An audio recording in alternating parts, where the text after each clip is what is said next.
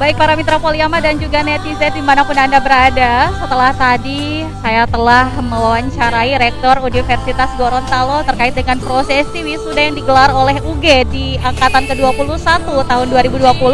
Dan saat ini saya bersama dengan salah seorang wisudawan Universitas Gorontalo Angkatan ke-21 adalah seorang mahasiswa Fakultas Hukum, Sela Suratinoyo. Dan Sela ini tentunya kita ketahui bersama seperti yang sudah dibacakan pada surat keputusan tadi, mendapatkan IPK tertinggi dengan pujian ya di Fakultas Hukum Universitas Gorontalo. Apa kemudian yang Sela rasakan saat ini menjadi mahasiswa yang mendapatkan IPK tertinggi khususnya yang ada di Fakultas Hukum? Ya, terima kasih Ibu Dea. Tentunya kalau bertanya soal perasaan, pastinya sangat senang karena suatu kebanggaan tersendiri untuk saya. Dari sekian banyak mahasiswa, saya dinobatkan dan dipercayakan mendapatkan IPK tertinggi. Dan itu selain membanggakan saya sendiri, tentunya dapat membanggakan kedua orang tua. Dan pastinya apresiasi itu diberikan kepada saya berdasarkan proses saya berkuliah di Universitas Gorontalo ini selama 4 tahun. Dan itu tidak serta-merta hanya dilihat pada prosesi selama saya menjalankan studi akhir saja, mulai dari proposal, hasil hingga skripsi. Dan tentunya dari perasaan senang dan bangga yang saya rasakan, tentunya ada ucapan yang sangat terima kasih yang tidak terhingga dari saya khususnya kepada seluruh dosen Fakultas Hukum yang tentunya sudah memberikan didikan kepada saya selama 4 tahun sehingga akhirnya saya bisa memperoleh IPK itu dari pengajaran-pengajaran yang diajarkan oleh para petinggi-petinggi atau para dosen-dosen yang ada di Fakultas Hukum Universitas Gorontalo.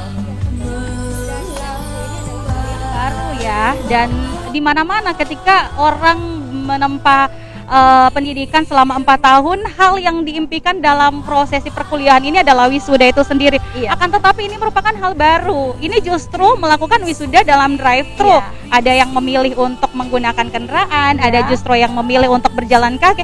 Sela sendiri ini memilih menggunakan kendaraan atau jalan kaki, dan kemudian apa yang menjadi tanggapan Sela ketika melakukan wisuda dalam drive-thru ini?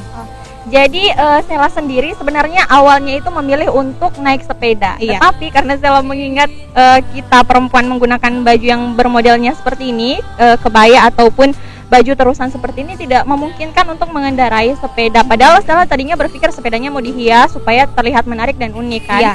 Tapi ya akhirnya ya sudah, Sela memilih untuk naik bentor saja karena kita di Fakultas Hukum itu kita sepakat untuk kayak kita dalam satu angkatan itu kita sudah kita sudah memesan bentor khusus untuk kita supaya tidak meribatkan kita semua juga, teman-teman dan yang lain juga seperti itu. Kemudian tanggapannya Sela yang pertama ini unik karena setelah Sela perhatikan di Provinsi Gorontalo khususnya, kayaknya baru Universitas Gorontalo yang menerapkan baru di Universitas Gorontalo. Makanya jadi salah satu hal yang Sela tanggap itu dia unik karena memang baru kita yang menerapkan ini dan mungkin akan diikuti oleh universitas lain yang ada di Provinsi Gorontalo. Nah, dan kenapa di Universitas Gorontalo diterapkan ini? Karena ini memang sudah melalui beberapa pertimbangan dan proses yang panjang dari panitia pelaksana seperti itu, sehingga akhirnya ditetapkanlah drive-thru ini karena banyak mahasiswa yang tidak menginginkan wisuda offline, sehingga ini menjadi pertimbangan untuk pemindahan tali kucir ini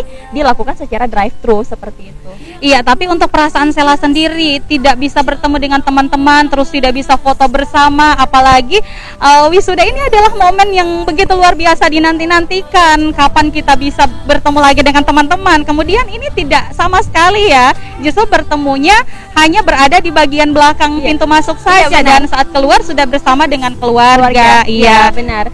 Ya, perasaannya tentu ada yang beda. Bukan sedih sih sebenarnya, hanya merasakan ada hal yang berbeda saja dari tahun-tahun sebelumnya. Karena ya kita mau bagaimana lagi di musim pandemi ini kan. Jadi ya bukan sedih, tapi merasa ada hal yang berbeda saja.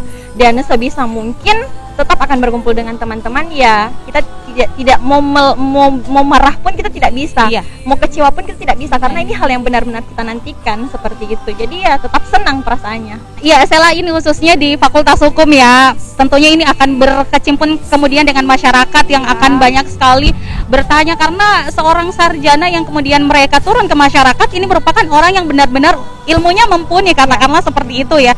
Sela kemudian menerapkan ilmu khususnya untuk ilmu hukum ke masyarakat seperti apa, dan mungkin punya satu keinginan atau satu cita-cita untuk menjadi seorang yang memang benar-benar ahli di bidang hukum, atau akan melanjutkan studi ke S2 lagi? Ya, jadi kalau Sela khususnya sebenarnya dari awal Sela kuliah di Universitas Gorontalo ini dan memilih Fakultas Hukum sebagai tempat Sela menempuh pendidikan selama 4 tahun, tentunya ada cita-cita yang ingin Sela raih. Jadi Sela itu ingin jadi seorang pengacara ya. Iya, ingin jadi seorang Sela ingin jadi seorang lawyer.